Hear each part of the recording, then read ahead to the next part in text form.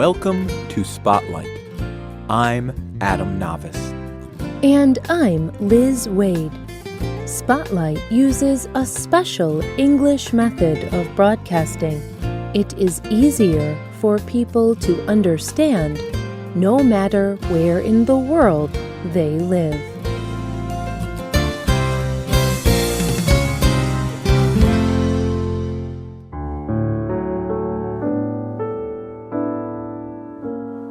Jean Vanier was seeking something.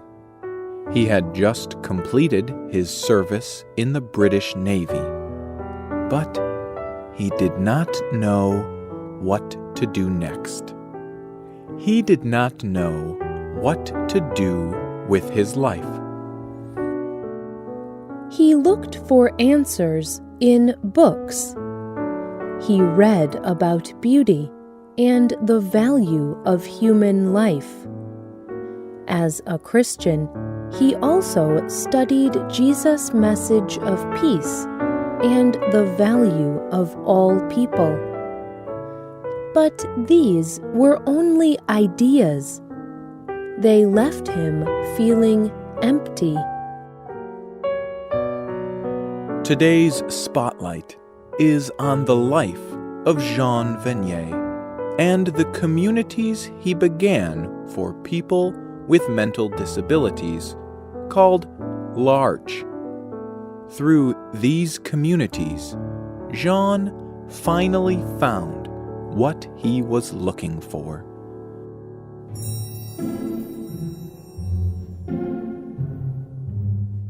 The story of the L'Arche communities begins in France during the 1960s.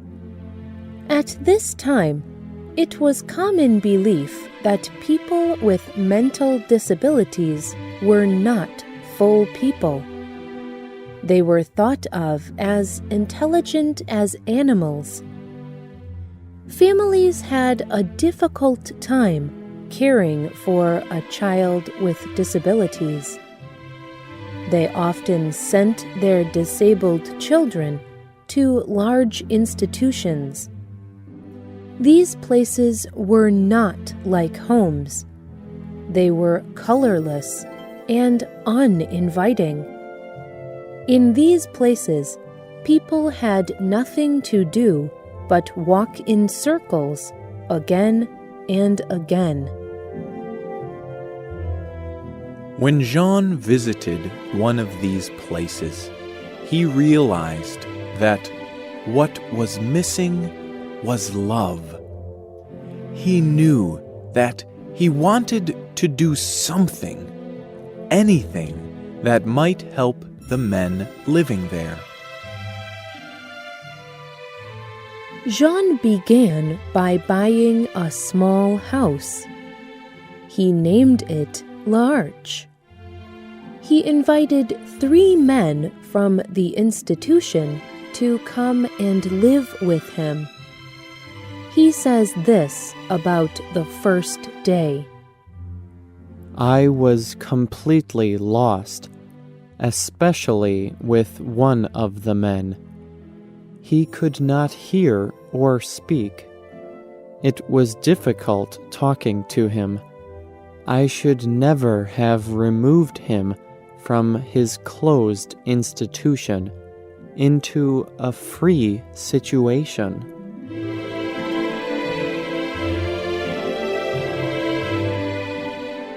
This man had to leave L'Arche, but 2 men, Raphael and Philippe, remained. For Raphael, Philippe, and Jean, life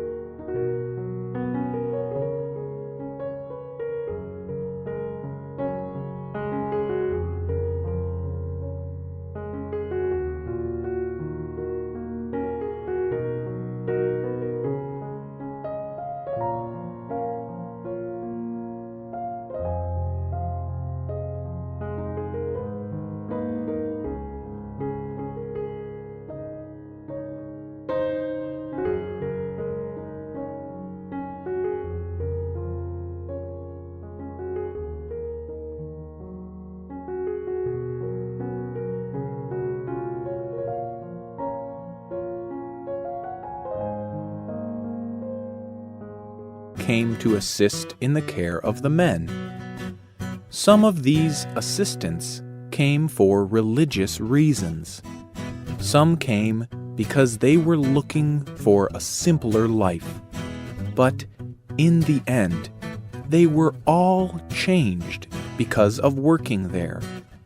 One assistant remembers, "There was a lot of disorder. We were unprepared in many ways. We were young and threw ourselves into this new idea of living together. We did not think about how late we went to bed, or saving our energies, or having a private life. But it was justified by the fact that we were possibly the first to say to people with disabilities, 'You are loved just as you are.'" L'Arche began to add buildings and take in more people with disabilities. People from around the world came to visit and see what was happening. Many were parents of children with mental disabilities. Some of the visitors began new large communities back in their home countries. There are now 131 communities in over 30 countries.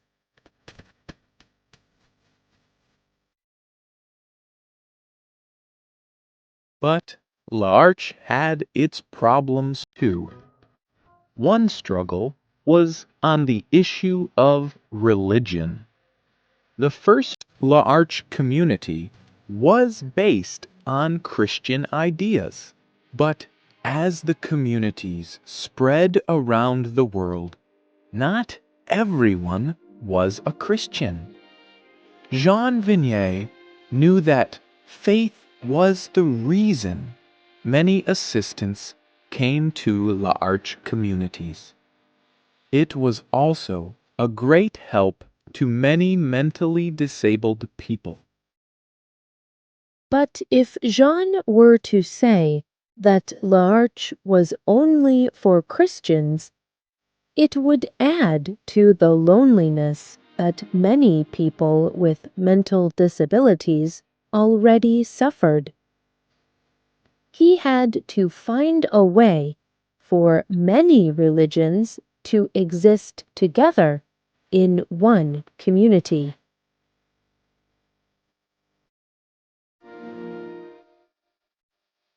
Over time, he began to understand that mentally disabled persons are often divided from both family and tradition. What was more important than making people Christian was to help each person connect to his or her own tradition. In this way, the pain of rejection may give way to healing and wholeness. Jean Vanier watched L'Arche grow from one community to many.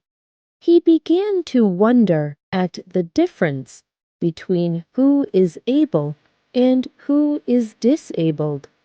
He wondered at who was really rich and who was poor. His work taught him that things are not always so clear.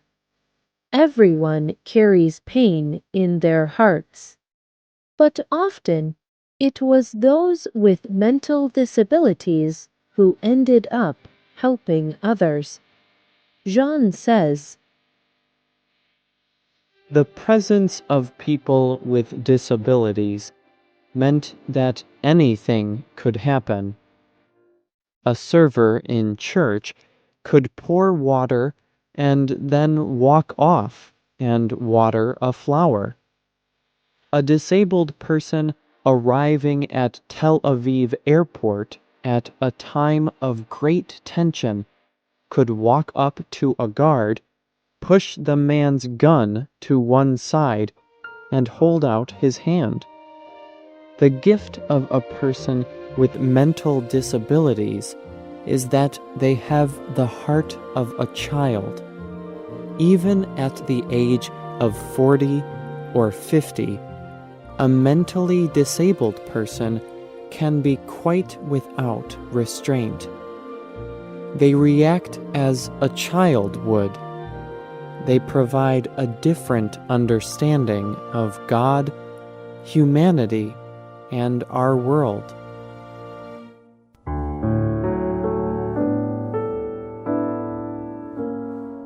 Today, L'Arche communities continue to serve people around the world. In the words of Jean Vanier, they try to be communities where people, whatever their race, religion, culture, abilities, or disabilities, can find a place and show their gifts to the world.